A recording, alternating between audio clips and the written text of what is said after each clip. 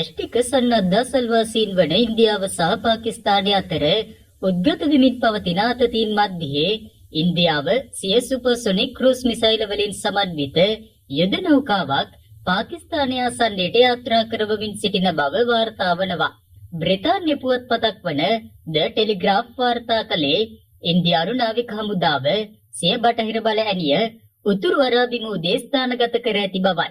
එය පාකිස්තානයේ වෙළඳාමෙන් 60%කට ආසන්න ප්‍රමාණයක් හසුරුවන ප්‍රධාන ආර්ථික කේන්ද්‍රස්ථානයක් වන කරච්චියට ආසන්නයෙන් ස්ථානගත කර ඇති බවයි වාර්තා වන්නේ.